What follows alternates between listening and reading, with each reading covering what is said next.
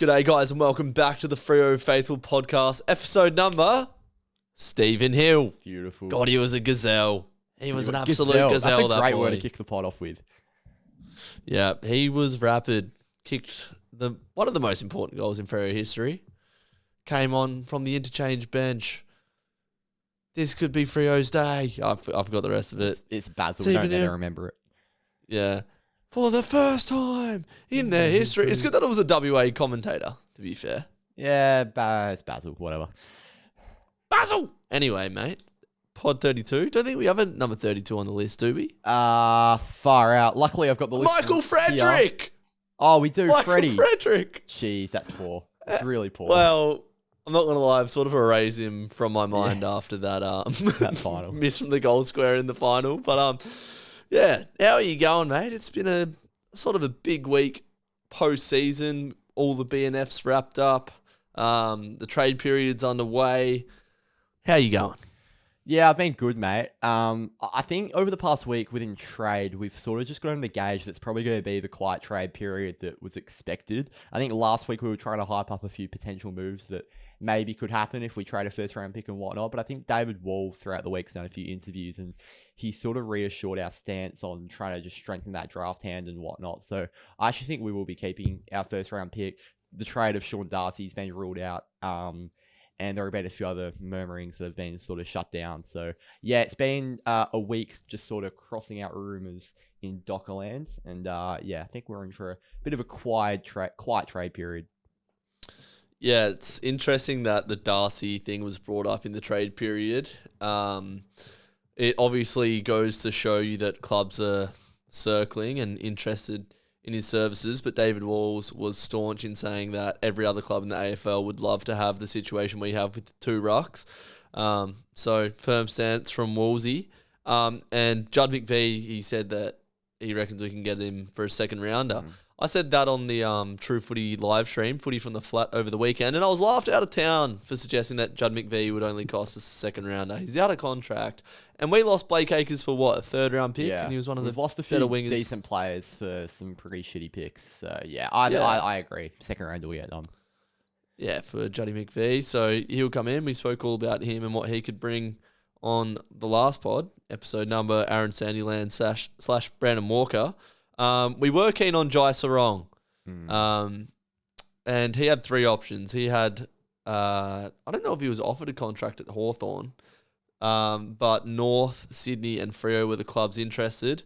And he has decided to go to Sydney. I'm a Freo fan, but I like this move for him. Yeah. Given that the Swans don't really have great key backstocks outside of Tom McCartan, and he's going to go and play for a club that has a great culture. Wouldn't have been very great to see him go to North.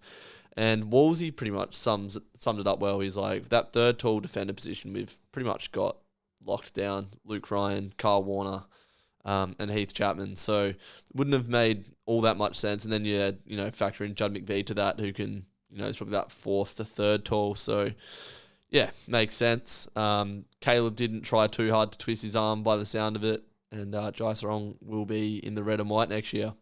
Yeah, I agree with you. He played a bit at Box Hill on the wing throughout 2025, so I guess that could have been some versatility given his height. A nice tall defensive winger, maybe a bit similar to what we had with Blake Acres. But yeah, I agree. I think it's a really good move going to Sydney. Basically just reaffirming all your sort of statements you just made. They're a good team who are likely probably going to shoot back up, if not the top 8, definitely the top. If not the top 4, definitely the top 8 next year. And I think Jy Simpkin could be a big part of that. He'll strengthen that back line, and yeah, it would have been a struggle to get into this Dockers side, in the back line at least. So I would have liked to see him maybe fight for that wing spot. But yeah, great move for Jy, and I wish him all the best. Yeah, 100%. God, Hawthorn didn't even need to draft him. They played him about 2 times in his Hawthorn career. They could have just let him slide to Freo. But no, Sam Mitchell had to be a greedy bastard and snap up Jy just out of spite of Freo. So, get one up, yeah. Yeah, exactly. Mitchell. Well, Sam Mitchell was just hated by the... No, I'm going to agree with you there. You've just said no to try and backpedal a little bit. But Sam Mitchell's an absolute dog. Oh, fucking hell. What he did to Fifey as a player, no, I'll never forgive him. What did he do to Fifey? He like remember that thing where he like kneed people? It went on for like 3 or 4 years. He was like a serial kneer, and he like ended Fifey's season 1 year. Like he consistently just like injured him on purpose. He's a fucking dog. Yeah, right. Well, I don't want to make any enemies. I sort of pick my battles these days. I was once a young whippersnapper like you that would take on everyone and everything. But Sam Mitchell is just an absolute hawk, one-eyed through and through. And when he's not a hawk, he played for West Coast and helped them win a flag. So you're right. Yeah, exactly. We don't like Sam Mitchell on the Freo Faithful podcast. Swiftly moving on from making enemies, we have the Doig medal on Saturday night. Caleb Serong goes back-to-back-to-back, 3-time Doig medalist, which levels him with Fifey and Peter Bell. Yep. And yeah, obviously only behind Pav now at the age of 24. Obviously we love Caleb Serong, but what do you make of Serong winning it? Yeah, I think it's deserved. Again, this is a bit like the Brownlow conversation we had. Like, it's a really good player who had a really good year, and he won a medal that recognises that. I'm not going to lose sleep over a guy like Geordie Clark not winning it. I think he was maybe not he might have been the favourite, but he was certainly in the sort of top 2 conversations. He didn't even make the top 5, where he came 5th. So yeah. Bit disappointed to see a guy like that fall out of our BNF sort of contention, given the credit he got from the fan base and the coaches all year. But yeah, really happy to see Caleb win it. He's a modern day Dockers great already. Well, he's 23, 24, and his accolades are ridiculous. I'm sure he won't care though. There's only one accolade he's got in mind, and that's the team focused one. So yeah, happy to see Caleb win it, and yeah, very lucky to have him in purple still. Just realised Caleb Serong's the same age as me, 24. That's all right, mate. And, don't feel too bad about yourself. He's got 3 Doig medals, but we have over 1,000 Freo Faithful fans on YouTube, so I know what I'd rather. And when he wins a premiership, I win a premiership anyway. Yeah, exactly. So we're all friends here. So rounding out the top 10, Serong, Brayshaw, Tracy finished 3rd, Luke Jackson 4th, and Geordie Clark 5th. Without looking, I don't know if you've got it there, but who do you reckon finished 6th? Brennan Cox. Oh, well, you've got it there, don't you? I do, yeah. Frederick finished higher than Pat Voss, Sam Switkowski, and Heath Chapman. Yeah. I mean, the thing is, I reckon Freddie had quite a good year when it's all said and done. We are just really blindsided by that final, and fair enough. Yeah. Paddy Voss got the best clubman, which is great to see because he became a cult hero. There was a lot made of the early morning club, I don't know what they called Academy.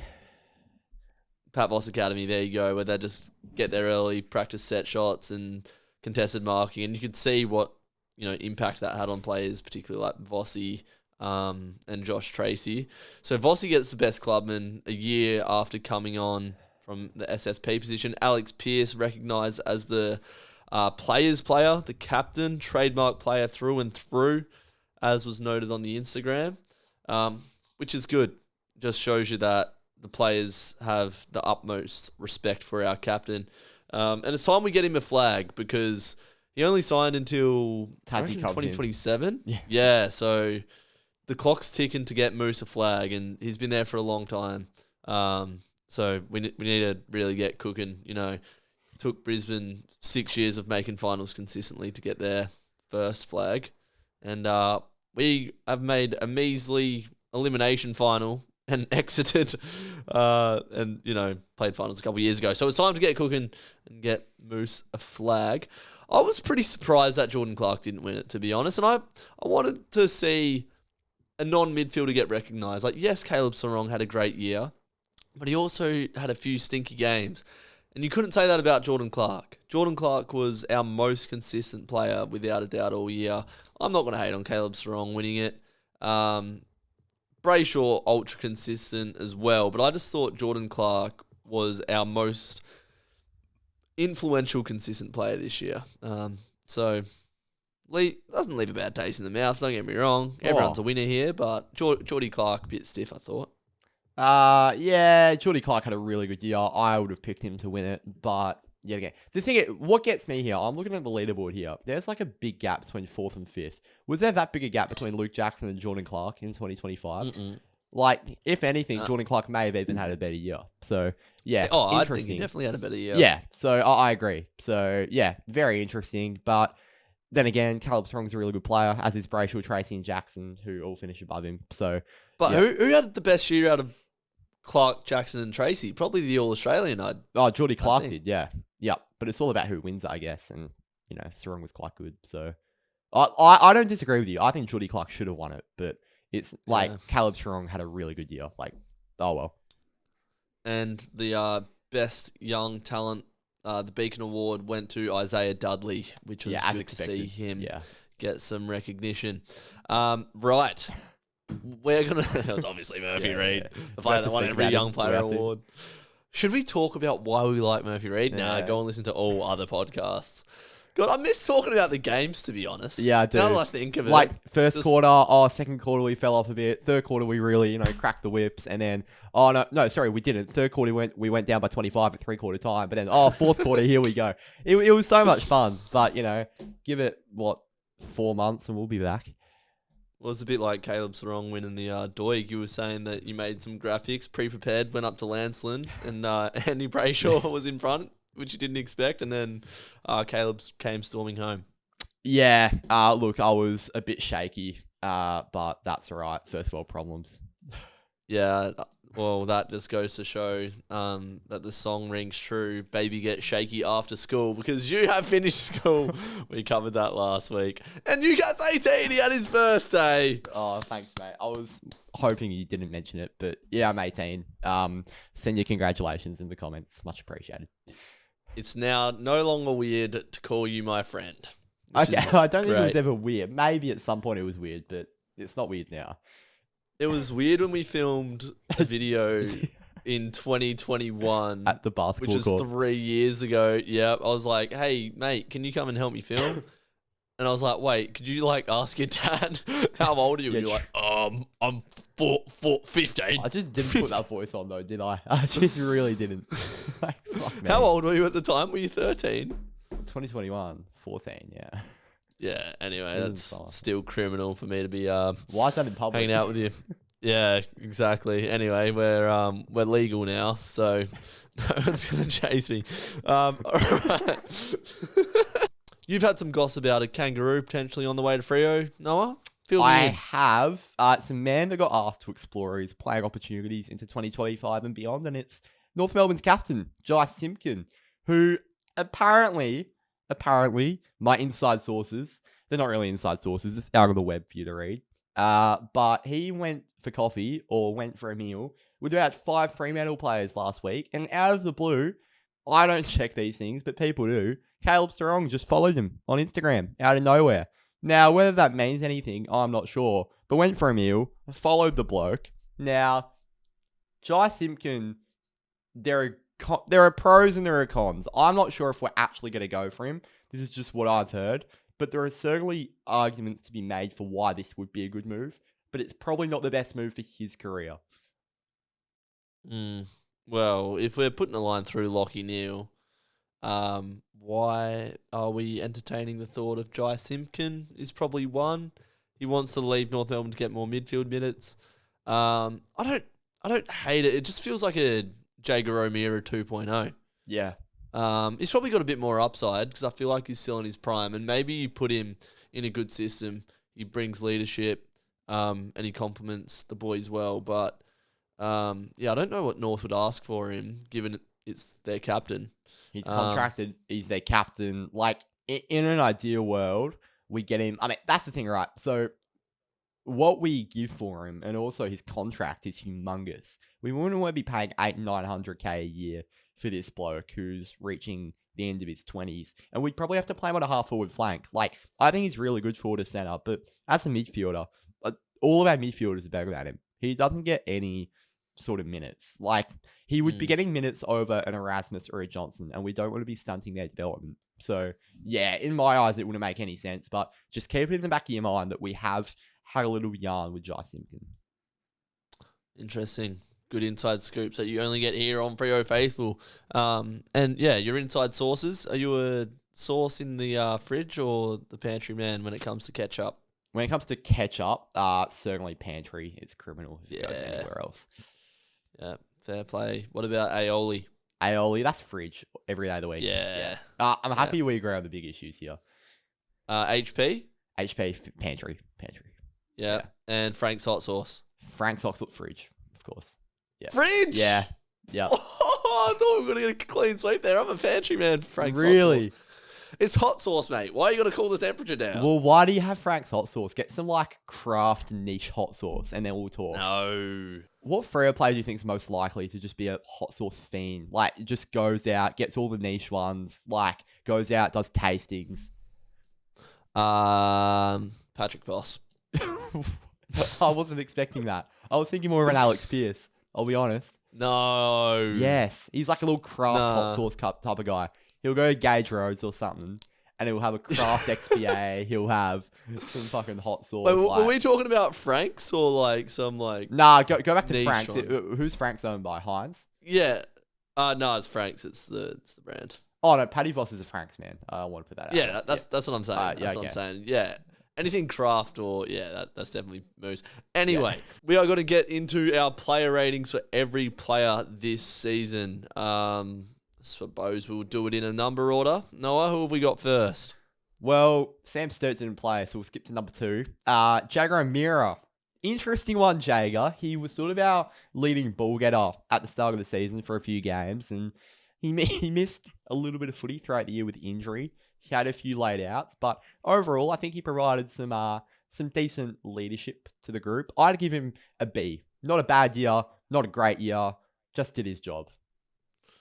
Yeah, the thing with Jagger is he can accumulate at times. And you know when he has the ball in his hands that he's not going to mess it up, but he does go missing at times. Like in that final, I can't remember him getting I can't remember him getting a meaningful touch. And he was the man that fronted the media that week, and he's like, yeah, this is why we play. Like, this is what I've spent my whole career dreaming of. So, and at the age he is, I don't know. I thought he had a good year overall, but we needed, like, for his level of experience, he needs to be more consistent. Bit of a weird position he's playing with that inside-outside mid. I'll give him B- for me. Yeah, fair enough. Caleb Serong, Doig medalist, All-Australian. Can't really say much more about this bloke. If you're going to pick any negative, he got tagged out of probably more games than we would have wanted him to this year. He sort of started to work around it towards the end of the year. That Port Adelaide game in particular, he got a bit of attention. Only had the 27 disposals, which is probably unders for a good game for him. Yeah, he still had a really big impact and dragged us home. So I think Caleb learned how to adapt to the tag and help the midfielders around him towards the back end of the year. And he won the Doig All-Australian, as I mentioned. It's got to be an A. Yeah, I'll give him an A. Not an A+. Need more consistency, but his best is so good. Sean Darcy, interesting one. He was sporadic on our team sheet throughout the first half of the season, and he was pretty slow to get going when he first came into the team, and we sort of discussed whether he's actually in our best team playing our best footy, that would play our best footy going forward. But I think as a whole, he built into the year as well as he possibly could have, given how bad his body was at the start. And he had a couple good games to end the season. That being said, I'd still have to give him a B- because I think he's got better footy in him. Yeah, he sort of built all year though. And that St Kilda game, like, he dominated. Yeah. So he got back to his best, which was really promising after having his body in bits for years. So, I think overall positive for Darcy. I reckon B- is fair. Number 5, Heath Chapman. Had an interesting start to the year. He was named a sub in Geelong, which I still can't quite get my head around why that was the case. But from there on out, had quite a good year. I just think he's a bit limited. And I think it's actually the coach's fault. He's not been playing in a role where he can show his abilities that we drafted him for. Like, he's got this running ability that is quite rare in our back half, and we're not utilising it. He's got this elite ball use, but we're playing him in sort of a lockdown role. I'd love to see him just get unchained and allow him to like run alongside a Geordie Clark or a Judd McVee and really use those skills that got him drafted to Freo. So he had a good year, don't get me wrong. I think I'd give him a B, but I'd just love to see the coaches give him a bit more of a license. You summed that up exactly how I was going to say it. Like, next year we need to see Heath Chapman be unleashed as our secret weapon. Mhm. Like, he needs to become our Darcy Wilmot type that, yeah, he's an incredible defender, but he will hurt you going the other way. And I've said it about 7 pods in a row or whenever our finals exit was, but he got us going in that third quarter against the Suns to come back with his running ability and taking the game on. He's a good kick. He puts himself in dangerous areas. He just needs more license. Don't think it's really fault of his, but we need to see him elevate next year. I think a B is spot on. Number 6, Geordie Clark. I'm just going to go straight up and give him an A. I mean, why is he not an A plus though? In fact, I'll give him an A plus. A plus. Geordie Clark, A plus, 100%. he could have won the Doig. I think he was our most consistent player all year. First time All-Australian, and there were a couple games throughout like that middle patch of the season. The St Kilda game at home. I recall him playing really well against Collingwood at home in that game we'd lost. He can rack up a lot of the ball, but a lot of these halfbacks can rack up a lot of the ball while not doing much with it. But he's so damaging both ways. We spoke about around the midpoint of the season, is he the best two-way halfback in the comp? And I probably would say that he is. We said that he was at the time, and I can certainly say that he is now. An elite defender, elite attacker, really good ball use off halfback, and he just needs a partner in crime in 2026 to really get us going. Yeah, 100%. He can't be the only guy that runs and carries off halfback for us. So, JL, make Carl Warner that lockdown guy. Mm-hmm. Let Heath Chapman run free. Let McVee run free. Yeah, we need to see this offensive machine get going. We're past the point of just being this defensive side. We sort of, our midfield was subpar compared to last year, and that's probably why it was harder for our back six to move the ball, but Geordie Clark was always the one providing that. And yeah, aside from his speed and ability to find the ball, his spoils and tackling this year and smothers really stood out in that All-Australian team. Obviously, you had your key defenders, but he was definitely the best lockdown two-way defender. Who else was in there? Bailey Dale and was Nazaya? Yeah, Nazaya in the was. back line? Yeah. So there you go. Geordie Clark, A+. Now, I think dinner's being cooked in my kitchen right now, and I think onions may be getting used because some tears have just welled up. Nathan Fyfe is next up, and interesting. You did not bring in Nathan Fyfe with my dad's cooking onions in the kitchen. Well, I haven't. We're going along with it now. Nathan Fyfe, what an interesting one to grade, because I'd love to just give him an A because he played a nice role for us as sub and he's a retiring legend. And I really don't know how to grade this with a level-headed manner, to be honest. He played sub basically. Was it every game? Did he play a single full game? No, he played one. He played one full game. Was it against Port? What, away? No, at home. Or Essendon, maybe? Mate, it was one of those. It was during the middle point of the season. He had a game where he was named a sub and didn't get on the ground. He got injured warming up. That was a low point of the season. But like every time he came on sub, considering how many games we won from our fourth quarter blitzes, Nathan Fyfe was a big part of that. And his leadership and just his cleanliness. We know he struggled with his ball usage by foot throughout the back end of his career.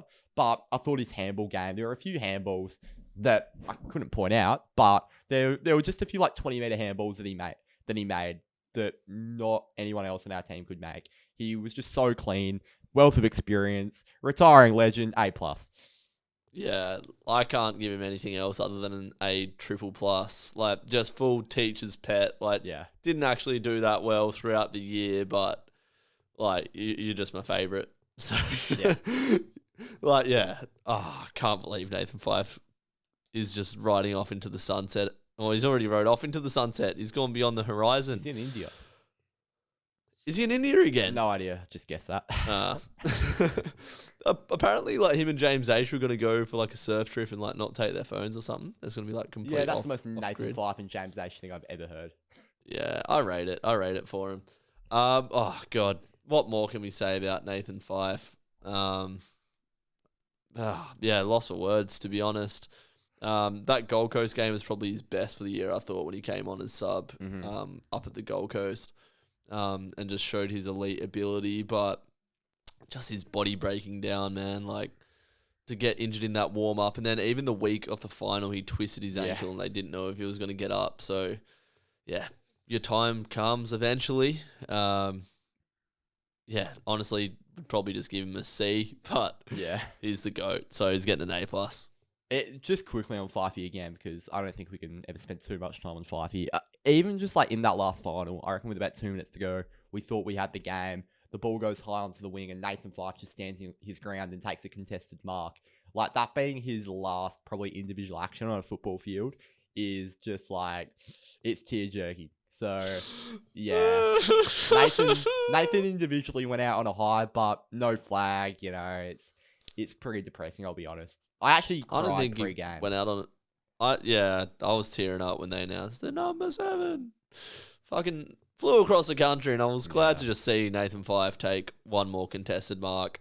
I had a good view of it, and the ball was up in the air, and I could see him at the back of the pack, and I said to my brother sitting next to me, I was like, Nathan Fyfe contested mark, bang, there he is. And I was just like, what? Can we just end the podcast there? Wish you could. We'll do a part 2. We love you, Fifey, and we will continue talking about you for the rest of this channel's history. Number 8, Andrew Brayshaw. Nearly won the Doig. Nearly won the Brownlow, as a matter of fact. But, yeah, to be honest, I don't know why he posed so well in all of these things. I thought he had a brilliant first half of the year. As a two-way midfielder, he was hard running, hard working. He was using the ball well. He was probably our only midfielder hitting the scoreboard while Hayden Young was out of the team. So I did think Andy Brayshaw provided us something this year, but it's no secret that he dropped off in the second half of the year. And he's got so much more in the locker. Like, he's entering the prime of his career. I think if he can put together a full 25-week season next year, 26-week season, and limit those bad games and sort of reduce the gap between his ceiling and floor, I think he'll be back to his 2022 best, which he was for that first half of 2025. So I'm going to give him an A-. Do you think he had bad games in the back end of the year? Yeah, I thought he was pretty quiet. What games? I'd have to get the stat sheets up, but honestly, there was some games where he was only dropping 20, 21, 22 disposals, and I just don't think he was making a massive impact. If I watched it without the stat sheet, I just think the eye test wasn't being passed. I might disagree with you there, because he's not the type of player that really, like, his disposal isn't all that damaging unless he sort of is like running off half back, like with room with the ball in hand, or he's at half forward. He usually finds a target. But I'll give him a flat A. Like, I think he's so consistent, and you're talking about like the gap between his lowest and best. I still think it's like a 6 to a 9. But yeah, if you can get that up to like an 8 and a 9, I don't know. He's just like an 8 out of 10 player in every attribute except for like tackling and endurance, which is and intercepting, which is like a 9 or a 10 out of 10. But yeah, I'm keen to see his game evolve, but I feel like this is sort of what we're always going to get with Andrew Brayshaw throughout his career. But yeah, just be a dog in there. Number 9, talking of dogs, Luke Jackson.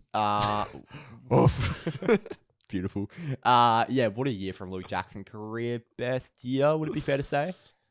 Yeah. Yeah, great year from old Dogger. Obviously, he's won a flag before, so probably not a personal career best year. He'd still love to win one in the purple and white, but individually, throughout that middle part of the year, he was the best player in the AFL. He was tearing games apart single-handedly. He was a 200-centimetre, agile midfielder, forward pocket, ruckman, half forward, fullback. He did everything. Like, he was absolutely magical, our unicorn. And he polled quite well on the Brownlow. He definitely caught the umpire's eye. I actually don't know how to describe him. He did everything. And there isn't a player in the league you can actually say that about. Like, you sometimes say, like, oh yeah, Nick Dacos, unreal. Marcus Bonampelli, unreal. They can do everything. Luke Jackson actually can do everything. And he did it this year. Unreal year from Dogger. I'm going to give him an A+.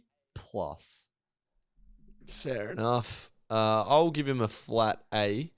Like you said, he does everything. Like, there was a point at the year where him and Shea Bolton were like the two best ground ball players in the comp, or like two of the best out of, I don't know, top 5 or whatever. I remember speaking about that on one of the podcasts. Oh God, it's just a shame that his best footy was in that like GWS away win and that Port Adelaide at home win when there was no Sean Darcy. And like, yeah, he still impacts games, but I just want to see that man on ball all the time. And so did the coaches. That's why they turned him into a midfielder. And yeah, there was games where that looked pretty good, like the Gold Coast away game, and then there was games where it looked pretty average. The Carlton at home game was probably a good example where, you know, he's going up against those one-paced midfielders and he can like do a job. But flat A, Dogger. As you said, polled well in the Brownlow and deservedly so. He's going to be the best ruck in the comp before long. Number 10, Michael Walters. He didn't play a game. He retired halfway through the year, but I think he's probably worth mentioning. What a career, Sonny. Yeah, A+. Yeah, A++ yet again.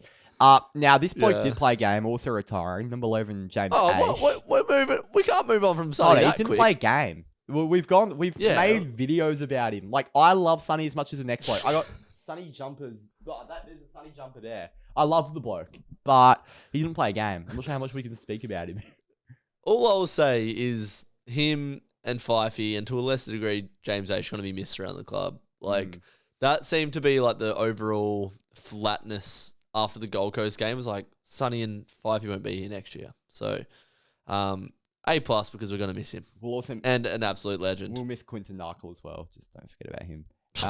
God, can we just not even talk about Quinton Narkle? We will. James Ash, he was a late in for the first derby.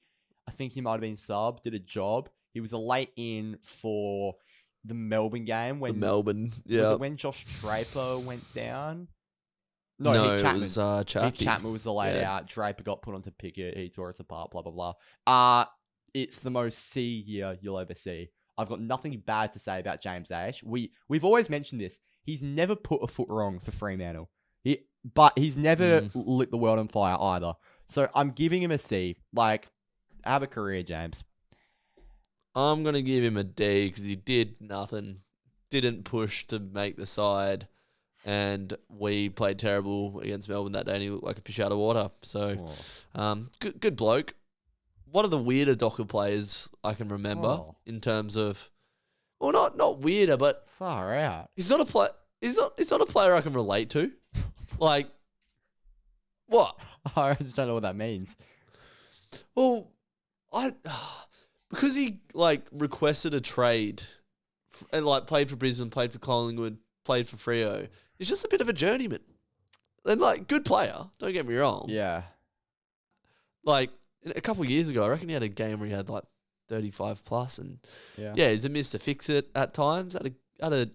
Played well for us. I'm probably being a bit harsh on him, but he's not he just spent like the end of his career with us. He would just be like another Jager Amiri, you know what I mean? Like maybe Jager ends his career with the flag, which would be nice, but just a bit of a journeyman and enjoy your retirement, James. D. Just quickly, which club do you think James Ash played the most footy for? Probably Freo. Yeah, and by a long way. So he played 50 games for Collingwood, 32 for Brisbane, 104 for Freo. So he's borderline a Fremantle legend. I wouldn't say that. He's not getting invited to the yearly 150 club luncheon. The luncheon? Fucking hell, what a word. Yeah, they do a 100 they do like a 150 gamer lunch every year. Oh, well, he didn't play 150 games, so he won't. Yeah, exactly. So he's in Dockers purgatory. Yeah.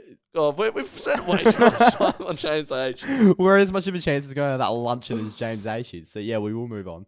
Yeah, well, there you go. Number 12. Hugh Davies didn't play. No, did he play? No, he didn't play. No. 13, Luke Ryan. Interesting year for Luke Ryan because defensively, very solid. Had a few nice purple patches throughout the year.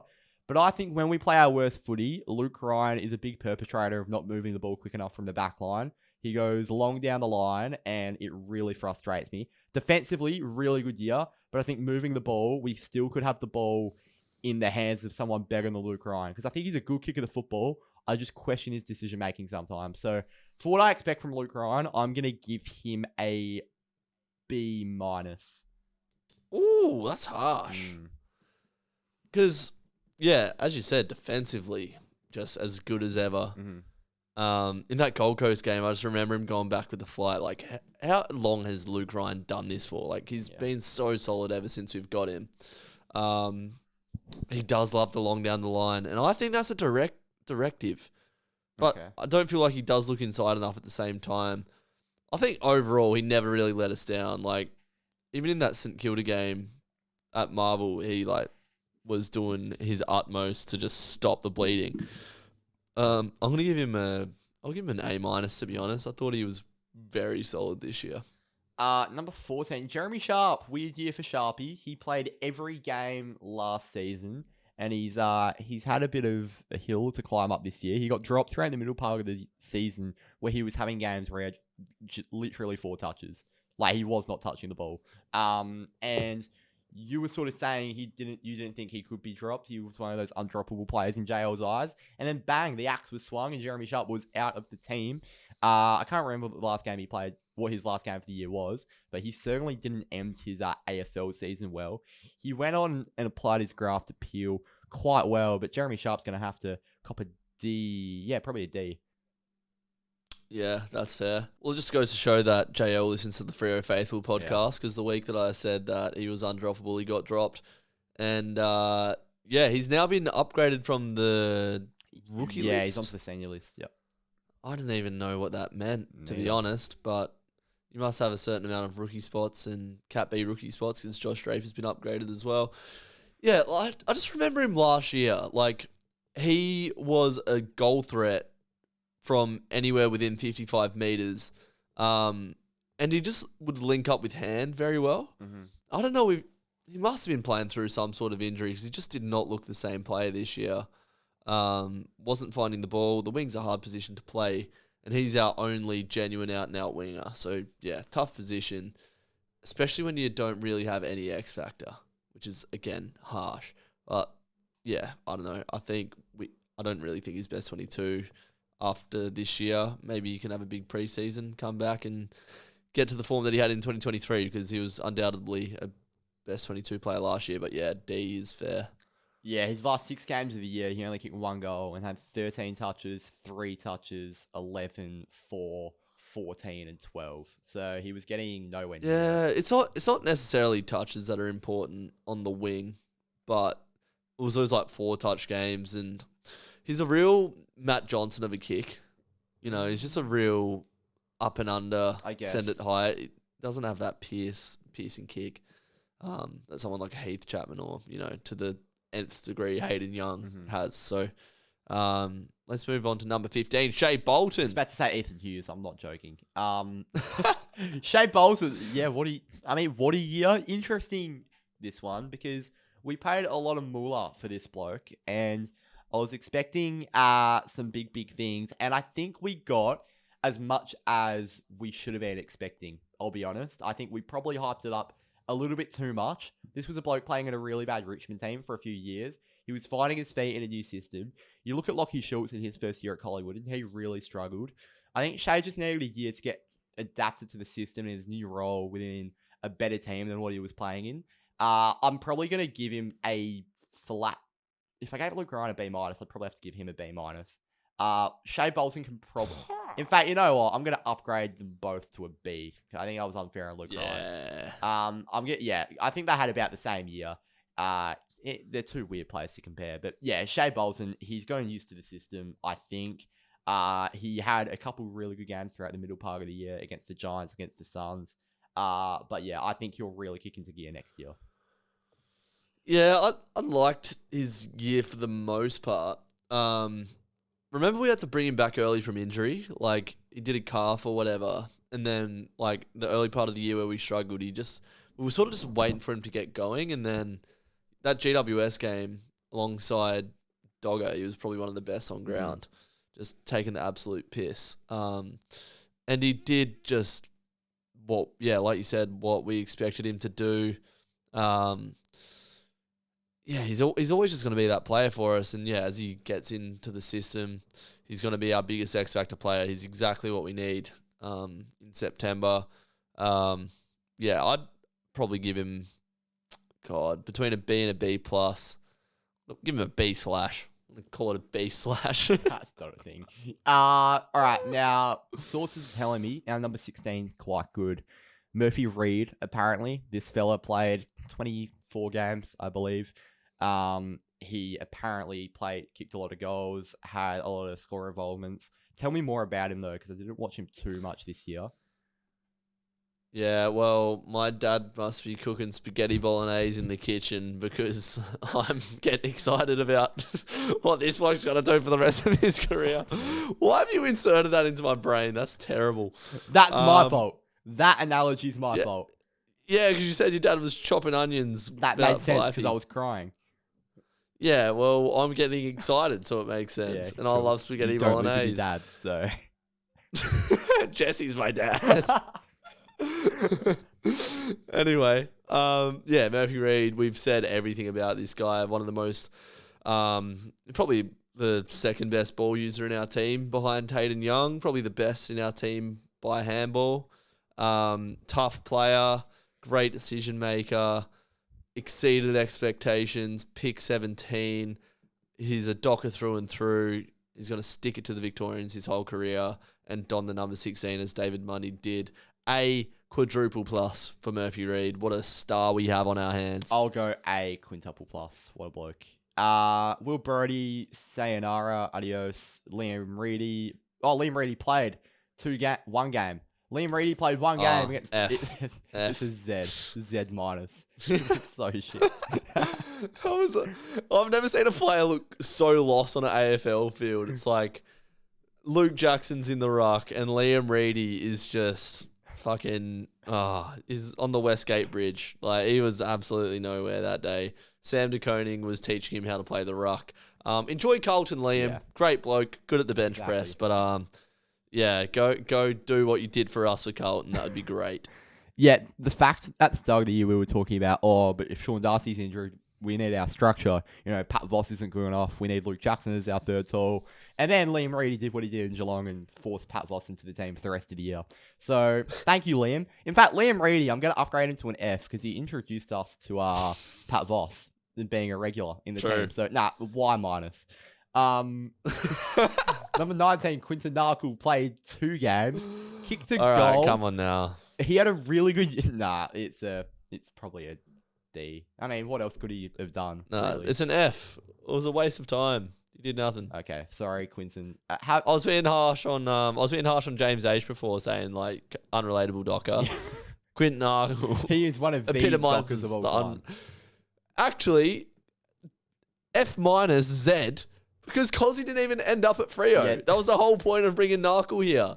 And then Cozzy resigns and Narkle's like, fuck it, I'm going to retire. Well, have a good life in Darwin, Quinton. He's moved up there for family reasons, so... Great place, Darwin. Go enjoy your retirement, mate. Exactly. He was a fringe player his entire career. Yeah. How he forged like a 8-year AFL career is actually surprising. But I'm sure he'll have a good life up on the NT and play some fun footy. So good on you, Quinton. I was harsh on you, and I'm going to finish with a little sparkle. Oh, that is a beautiful way to end Quinton Narkle's career on Freo Faithful. Number 20, the big... Yeah, see you, mate. Yeah, you're gone. Number 20, the big Frank's Red Hot Sauce, Patrick Voss. Holy moly, what a year from the big Prancing Pony. Just a quick line. I don't love the nickname Prancing Pony. I think it's been overused. Yeah, well, I was indifferent to it until the Western Bulldogs game. And I was sat next to this family of Freo fans that flew over from Perth. And the mum and the daughter were just doing these ones every time Paddy Voss kicked a goal. I was like, I like that for them. So, well, I'm not going to chop it down. If you're listening on Spotify, by the way, he was just prancing like a pony in his chair. Yeah. Yeah. It's like holding a saddle, prancing along. He needs a more gangster nickname, like Zeus, or just like Zeus. So we got God. Zeus, Bruce, and Moose. That wouldn't get confusing. That's ridiculous. Fuck, that was very good from you. Oh, thanks. Well done. Yeah, go on. That's some of your best work. It's just not though, is it? I've fucking rhymed. I'm 18 years of age and I've learnt rhyming. Yeah, you're not too far withdrawn from Dr. Zeus books, are you? Dr. Zeus. It's Yeah, Zeus, mate. children's books. Yeah. Right. Getting sidetracked a bit here tonight. Patrick Voss, the strength that he's displayed, the don't argues are ridiculous. Like, aura celebrations and goal kicking aside, those don't argues. Have you ever seen better? I know Dusty Martin he sort of invented the don't argue and made it iconic and, is great. But I don't think there's ever been more negative energy, coming against a player to then go back the other way than what Paddy Voss showed in that Richmond game when he kicked that goal and the Bulldogs game when he put Jason Johannesson into the nether realm, sent him to the Obsidian, said, get your diamond pickaxe out, lad. Paddy Voss, cult hero, best clubman of the year, and ultra professional. So, A+ for Paddy Voss. He actually does have the best don't argue I've ever seen. Like, Dusty was great at it, but, he had an action. Patrick Voss has a permanently stiff right arm and just pushes people into the fucking advertising boards. And I'm permanently stiff watching Patrick Voss. I knew that was coming. Yep. I'm 18 now, so that's not too weird. Paddy Voss, A+. What were we expecting from Paddy Voss going into the year? Not that. Nothing. Yeah, he was a fringe player at best. He was Quinton Narkle of the full forward line. So yeah, Paddy Voss, A+. How much footy did Paddy Voss play last year? Not much, and when he did, he was kicking behinds for a living. Oh, he had a bit of that at the start of the year as well, but Aiden. No, he'll be all goes well. He'll be a 200 gamer for us. Fingers crossed. He's definitely got the minerals. Number 21, Oscar McDonald, came into the team as a full forward against Melbourne. He kicked a couple goals, I want to say. No, he kicked a goal and did his job. Adelaide game the next week, he kicked 2 goals, set up a few, and was really good in the forward line. But obviously, when we've got our... I'm not sure who was out that game. Was it Dogger? I want to say it was Dogger that was out. When Dogger comes back, he's obviously not keeping his spot. And then Alex Pearce missed a lot of the year with injury, and Omac went in and filled the void quite well. There are a few shaky weeks from him, but considering he is a backup third tall that was meant to play, or a backup tall defender that was meant to play at Peel for all of the year, I think Omac did quite a good job. And considering how much we're paying him, he's really good around the club, and he just does his job. So Omac, for what we need from you, you get a B. B. Wow.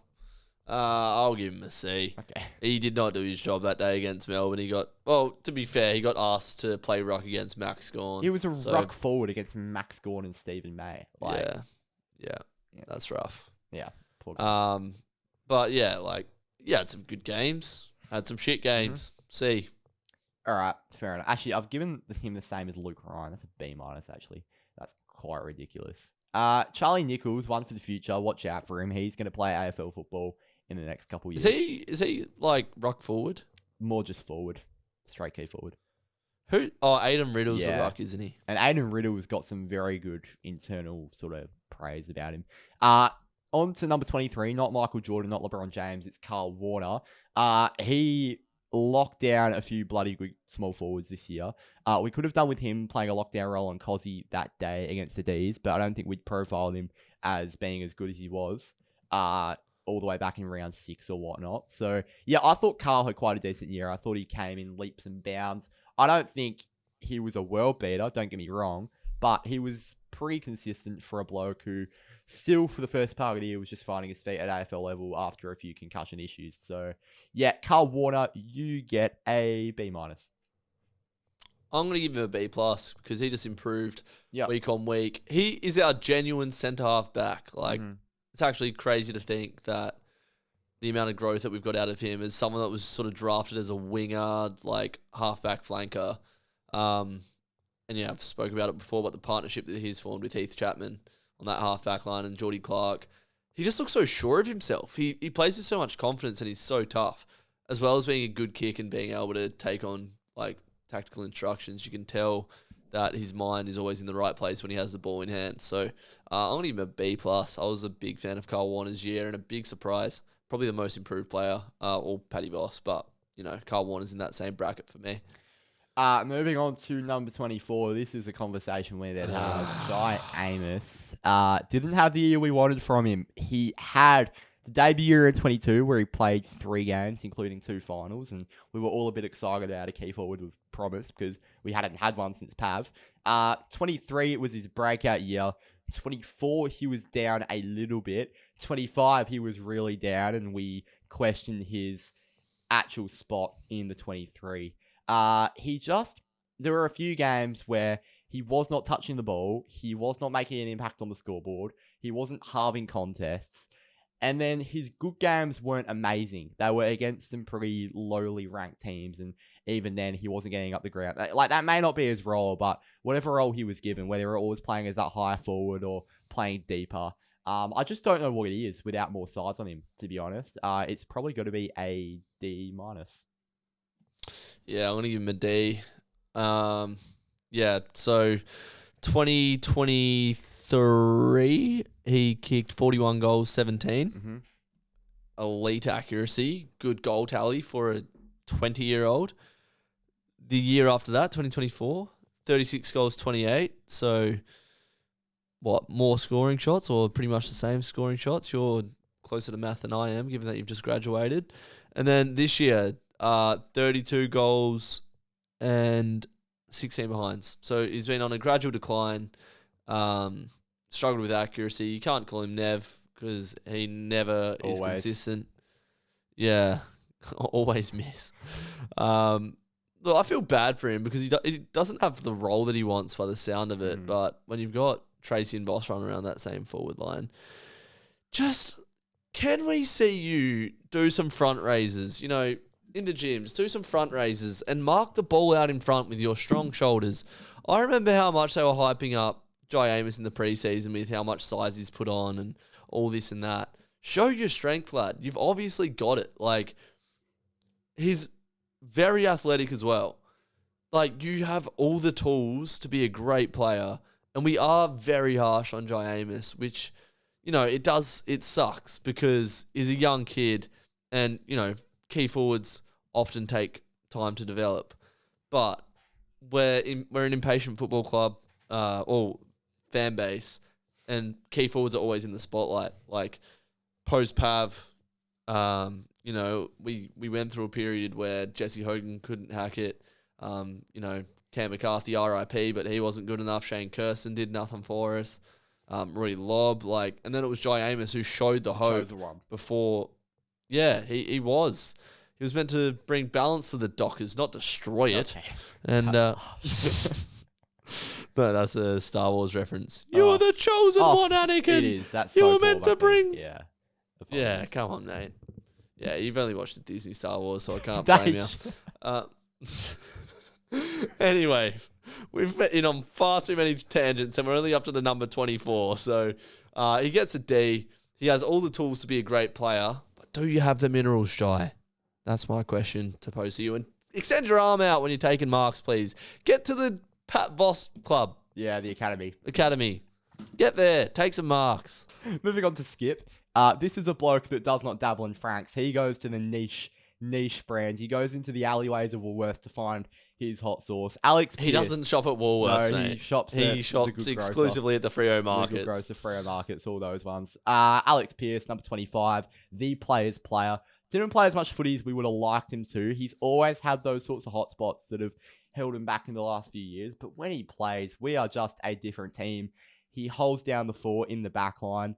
As we mentioned, Omac did a role for us for a lot of the season when Alex Pearce was out. But Alex Pearce was the guy, and we played our best footy by a long way with him in the team. When he played, he was very good, but I'm not really sure how much to factor in injury to his grade. I'm going to give him a B+ because I thought he had a really good year, but I just think injury let him down a bit, which is just unfortunate. Yeah, what did you give him, sorry? B+. B+, yeah, I think that's fair, because when he was in the side, he was elite. Played 16 games for the year. I sort of thought we managed him pretty well. For a bloke that's over 100 kilos, 201 centimetres, I'm just reading his player profile here, 30 years old, and he averaged 1.25 tackles this year, which needs to go up. You're getting a D. Yeah. No. He always does the biggest job on the biggest key forward every week. That Crows game earlier in the year at home, I thought he did such a good job on Thilthorpe, and then kept Sam Darcy to no goals when we played the Dogs. He kicked the winning goal against Port, so he's such an important player for us. Well, speaking about him off the top, we need to get this man a flag. We've lost Sonny, we've lost Fife. He's really one of the only ones from yesteryear. It's him, Ryan, and Cox, who are really the only players I can remember playing at Subi now. It's only Pearce who played in that minor premiership year now.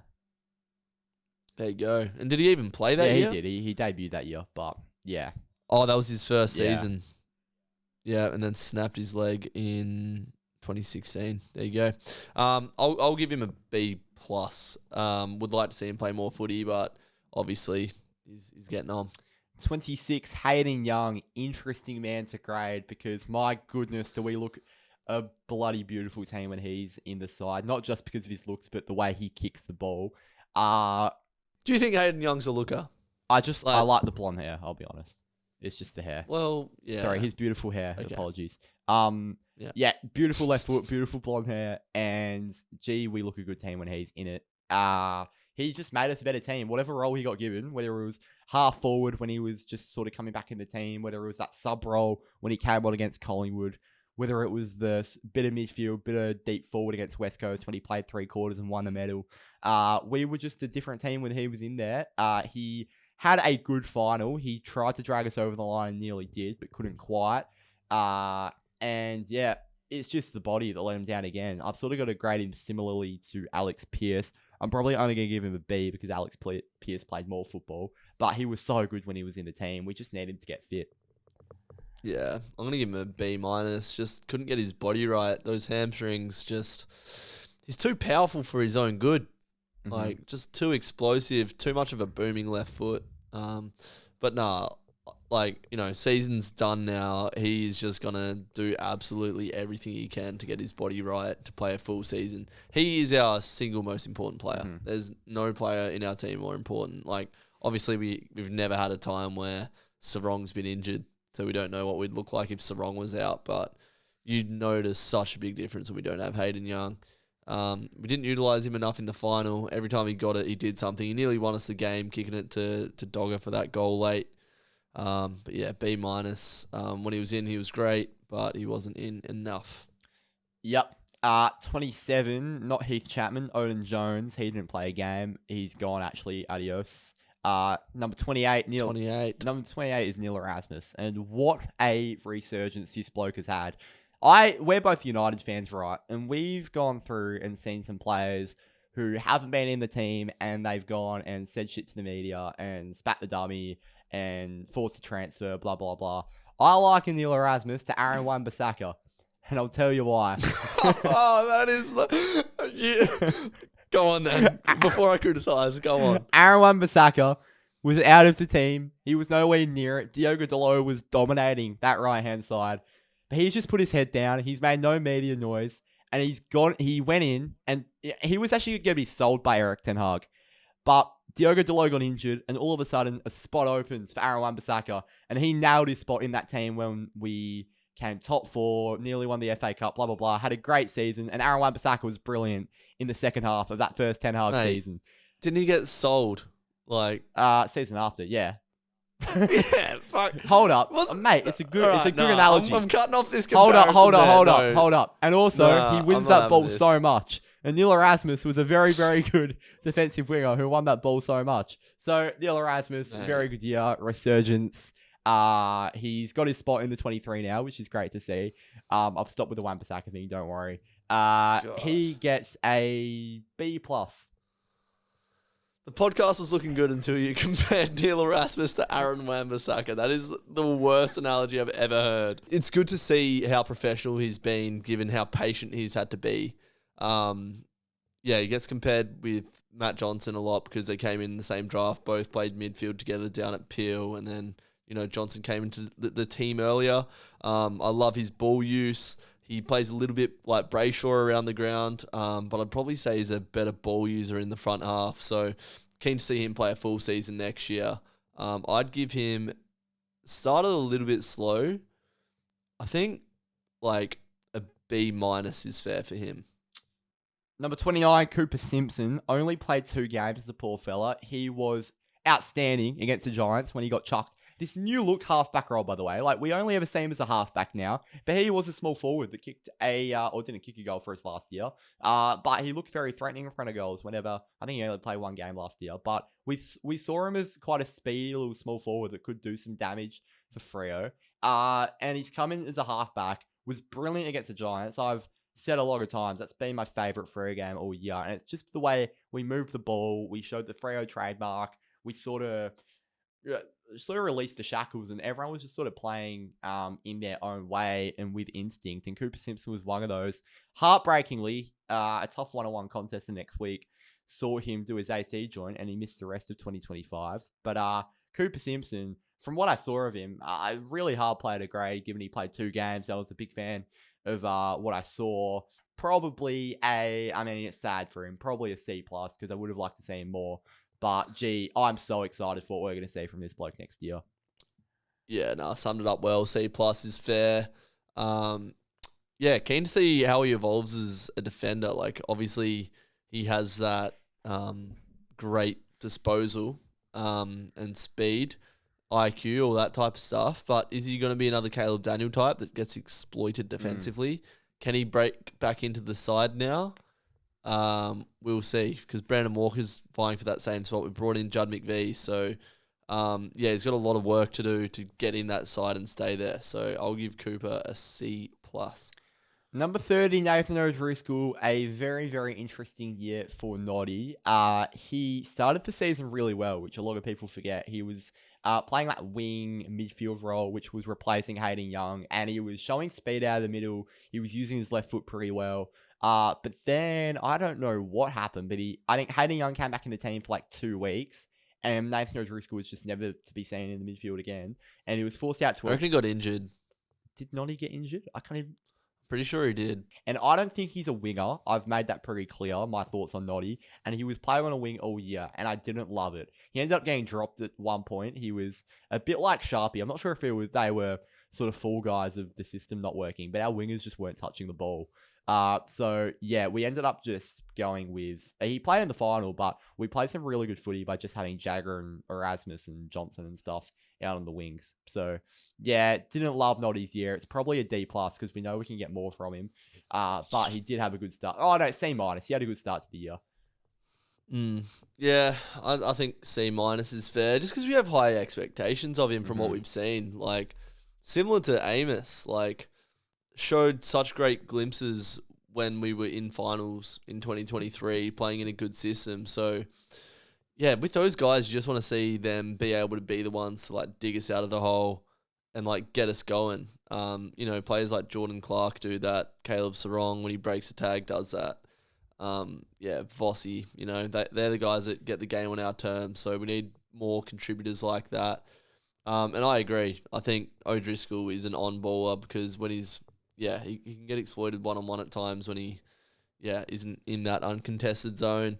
Moving on to number 31, Brandon Walker, F. He played 1.5 games this season. He wasn't very good in Geelong, and then he injured himself against Sydney, and he didn't play for the rest of the season. So hopefully we see Walks back out there, because he's played some good footy for us over the years, and I still think he's got a place in the Dockers team. But he's got some competition now.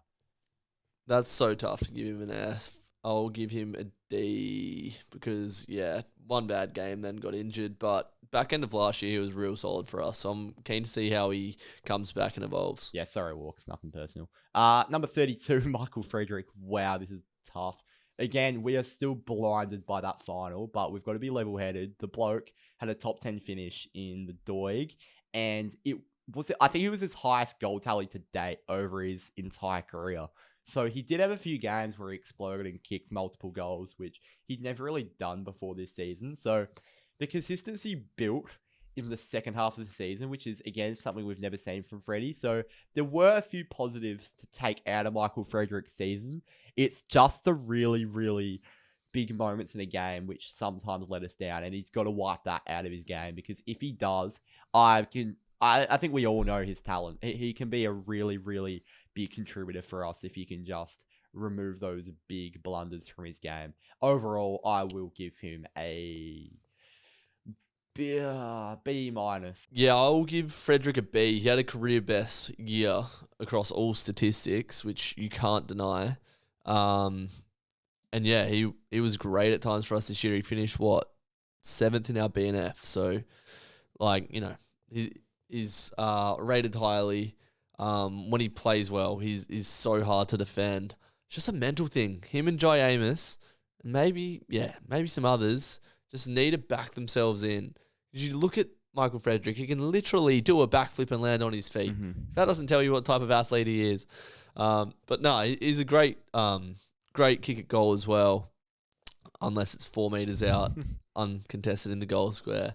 I was a big fan of Freddie's year, but he can't just keep going missing. You know what he needs to improve most is his tackling. Yeah. He's he can do a chase down tackle when he's running straight and has the speed to catch an opponent. But his tackling in tight spaces has always done my head in. It's because he's so explosive. He's so easy to step. He's like a matador. He will just charge at someone and they just go, whoop, step to the side. There goes Frederick out of the context. So keep your feet, improve your tackling, back yourself, work on the mental side of your game, and he'll be an absolute star. But I'll give him a B. And that would help us a lot because when Switter's out the team, we look aloft with our forward half pressure, and it was pretty evident in that final. 33, Ollie Murphy didn't play, but I'd love to see him at AFL level at some point. I don't think we will, unfortunately, but 2023 draft, he could have gone first round. He was one of the best key defenders in the draft, and we got him in the second round. It's a bit of a slider. Just hasn't been able to crack the AFL side. He's been putting in good shifts to Peel, but I just don't think we're ever going to see him at AFL level, unfortunately. I think he's too far off. Yep, he didn't play a game, so Sorry. we'll keep moving. I just like Ollie Murphy. 34, Corey Wagner. This was a breakout season for our Wags. You were speaking about the Dockers that you sort of don't relate to because they're journeymen. This is a journeyman that we can love because Corey Wagner absolutely is a Docker through and through. I think about the Gold Coast game in the middle of the year as his best game all season. I think the Sydney loss away from home, I think he was our best player that day. There were a few games, it was probably only those two he was our potential best player on the park or close to, but he was just ultra consistent week in, week out. He's our Mr. Fix-It. We think about how good James Aish was during 2022. That's what Corey Wagner was for us this year. We could just chuck him in a variety of roles, and he performed to the max. Sorry to cut you off, but you just took those words out of my head. I was literally going to say he's our new James Aish, and then you just said it. So, good on apologies. But thank you. He is a B. What else is Wags going to do? He's an A. For what Corey Wagner is, that was an A Corey Wagner season. Yeah, I don't think there was a day where I thought, God, Wagner was shit today. Wagner was a liability. In fact, there was times in games where we needed to break it open that Wagner was the one that provided that run of halfback. You can tagged Butters, tagged Dacos, that shows how high of a caliber of player that he is, or how much of a job he can do. The speed.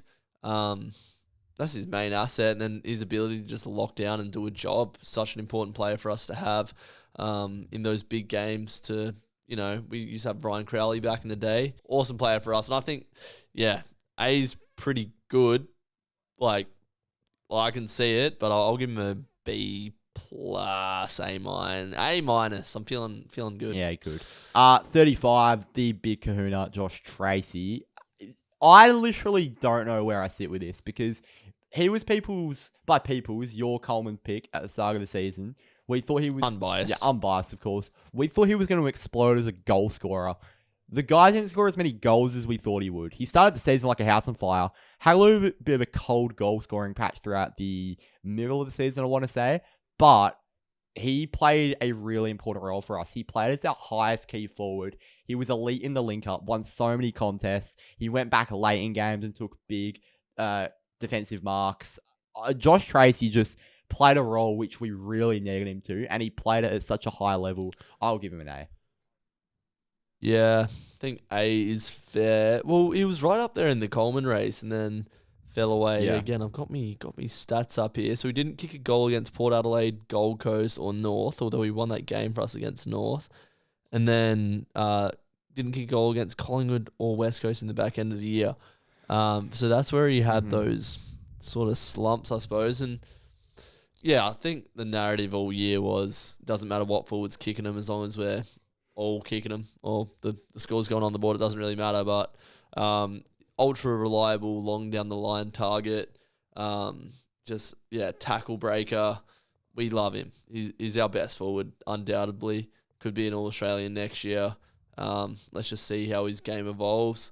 And yeah, I think probably an A- is fair for Tracy. Maybe B+, just because he did have a little bit of a form slump in the middle of the year. But overall, really happy with his year.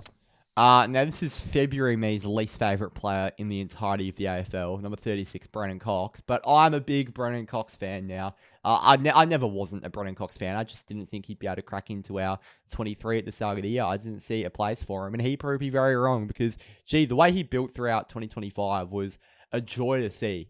He gave Josh Draper and Hugh Davies no chance of cracking into that team. What? Am I wrong?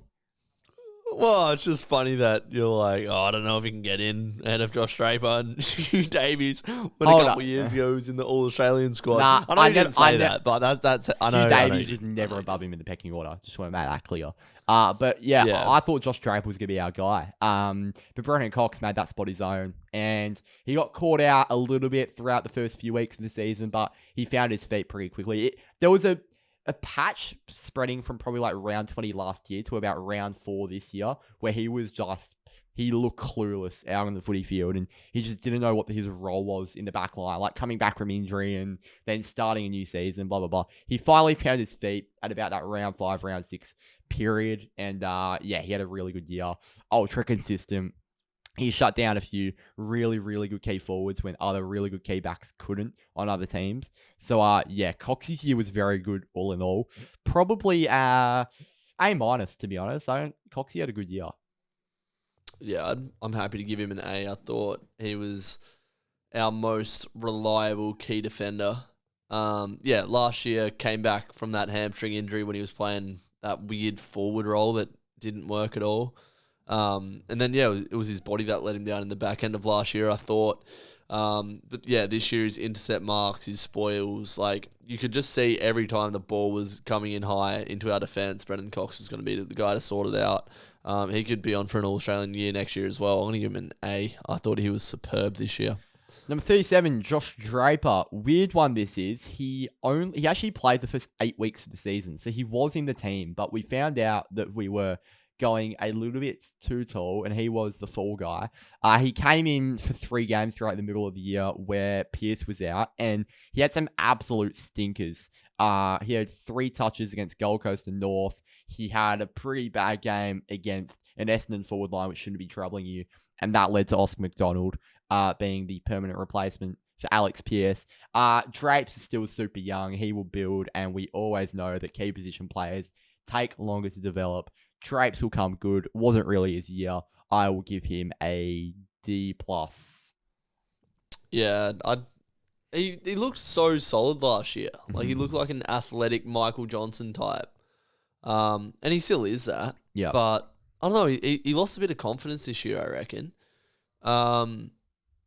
If we're talking key back stocks, like why not give Ollie Murphy a go ahead of Draper next year? Mm-hmm. Like I want to see that. So yeah, I didn't think Draper had a good year at all. I'll give him a D-. Number 38, Jaron Carr. He did not play. 39, Sam Swikowski. This bloke is the barometer. If we're talking about important players and Hayden Young, then I reckon Sam Swikowski is right up there. Maybe not directly behind him, but I reckon he's certainly in our top 5. He just sets the tempo. We saw in that final, our forward half pressure, Gold Coast were walking out of the back line without Sam Swikowski in the team. We didn't have a deputy for that manic pressure he brings, and he was hitting the scoreboard throughout periods of this year as well. I thought Switter had a really good year when he was on the park. I'm going to give him a A-. Wow. Actually, no, his body let him down, and I'll be fair, B+. His body let him down. I'll give him a B+. I thought he went missing some games, to be honest. Really? I'll give him a B. I'll give him a flat B. Like, yeah, we love the pressure that he brings. And yeah, obviously a goal sneak as well. We just look like such a better team when he's in the side contributing. But I feel like there was games this year where we needed him to really come alive and he didn't. And like it's a lot of pressure to put on a single player. Obviously, it's a system that needs to get us there. But yeah, he came into the team. That Hawthorn game in particular, he was immense. Yeah. But yeah, his body. He's a player that his body has always let him down. And we know how important he is to us. I'd probably say he is our second most important player after Hayden Young. Barometer, you summed it up well. I gave him a B, and I want to see more from him in 2025. Get the body right, Twitter. Jack Deline, you had high hopes for this bloke, but he is no longer on the list. Do you want to send your condolences? Yep, just gave him the Queen's Wave. 41, Bailey Banfield. New backman, this bloke. Now, he's going to struggle to get a game in 2026, unfortunately, because of the stocks we're bringing in. You say that. He will play 20 games. He'll find a way. We actually said this year when we still thought he was a forward. And he found a way. He will become our main... Caleb Serong gets injured, he'll become our main on-baller there. So he'll find a way, as you just mentioned. But, Banners had it was a Banfield season, but it was a little bit better than a Banfield season. He actually showed some consistency back there. Like, every now and then he'd have a quarter where you're like, geez, Banners, why is he in the team? Why is he at this club? Far out. But then he had some quarters where we're like, okay, Banners, like, you've got a bit. Look, not ultra consistent. You're never going to get that from Banners, but he played a role for us and he locked himself in that back line for a lot of the year. So for a Bailey Banfield back pocket year, geez, B-. Yeah, I'm happy to give Bailey Banfield a B-. Bailey Banfield a B-. There was games where he was just going back with the flight, like no regard for his own safety. Like he's a trademark player if you've ever seen one. Aside from the on-field stuff, great guy off the field, does a lot of charitable work. He's our Starlight ambassador, I believe. Yes. One of a few. Great clubman. But yeah, on field, he genuinely found a place on that half-back flank, which was pretty promising for him. But yeah, look, if he gets delisted next year, I would not be sad about it. B- for Banners. Yeah, absolutely. We love Banners. He's a great bloke as well. He's got a few roles. It's a love-hate relationship, isn't it? I love you for when you're good and the person that you are, and I hate you because you have the biggest howlers ever. Can you remember, here's a throwback for you. I don't know if you'll remember having an opinion on this guy, but Adam McVee. Oh my God. I remember he was on my 2011 Freo calendar. Yeah. Do you remember anything about him? No. But he played for Essendon. He was a halfback or maybe even a back pocket. And he would great intercept mark, big bodied defender, but just butchered the footy. And another throwback for those still listening this deep into the pod and who are fans of Freo even further back, Scott Thornton. Can you remember Scott Thornton? I don't remember him. I know Scott Thornton though, yeah. Just one of the rarer units, like bit of a Taberner spec character, but just shocking. Yeah. he'd run the ball through the middle of the ground and just butcher it and just no game awareness. But Bailey Banfield in the Scott Thornton and Adam McVee basket. I'm going to search up Scott Thornton. I haven't looked at this bloke in years. What a basket that is. Do you want me to continue on to the next player, or do you want to go more Scott Thornton chat? Oh, bro. I'm going to add an image of Scott Thornton to this podcast right now. He is a unit, bro. Moving on. Number 42. He starts with R, or it starts with R, ends with E. Oh, well, you can't say that. Riddle. Aiden Riddle, I'm telling you a riddle, mate. We don't need to speak about Aiden Riddle. We'll keep that one in the memory bank. We can move on. Talk about Matt Johnson, please. Oh, it's Isaiah Dudley. Moving on to Fort. Oh, now I feel like I'm in school again because I got the giggles. Moving on to number 43, Isaiah Dudley. New SSP that we got at the start of the year. It was like the day of the Indigenous All-Stars game, he came into the team and fuck me. Just keep it going. Just keep. I tried Look, to I'll take over. I'll I'll speak about Isaiah Dudley. He got signed pretty late, and I didn't have any expectations of him as an SSP. The first man to give me the heads up on him was Jamo. He was like, I went and watched Peel last week, or watched him on TV. There's a bit about that Dudley. He's just good around goal. He's exactly what we needed at that point in the season. And he came in. He's hungry.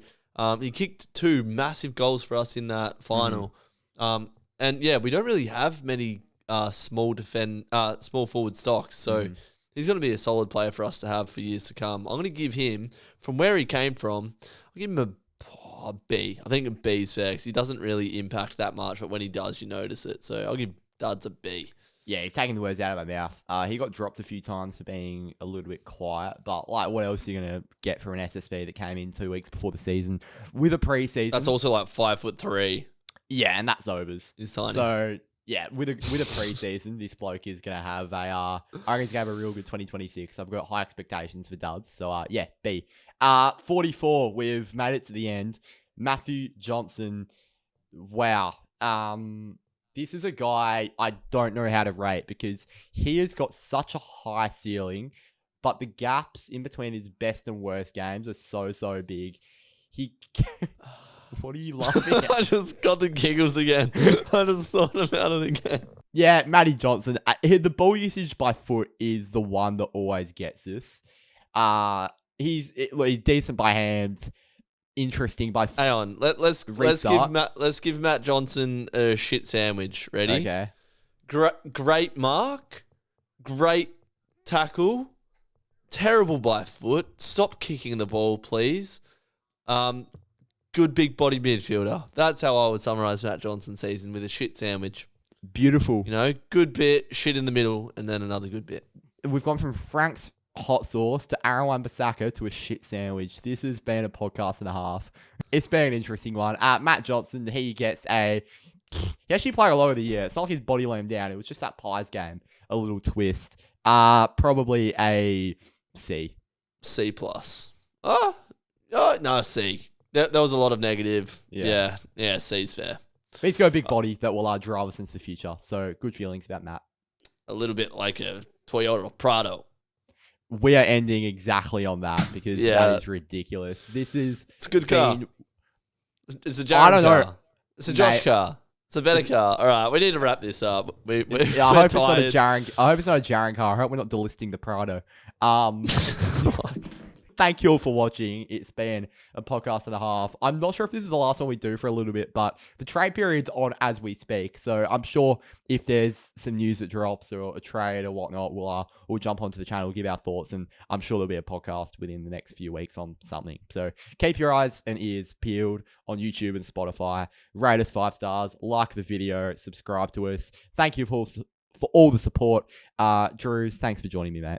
Yeah, no worries. On a semi-serious note, I'm going on a Backchat fan debate representing Freo Faithful next Thursday. So beautiful. Bit more content coming out, repping the Freo. Well, keep your eyes peeled for that as well. Represent us well, mate. Thank you all for watching. Up the Dockers. We'll see you next time. Can't Freo.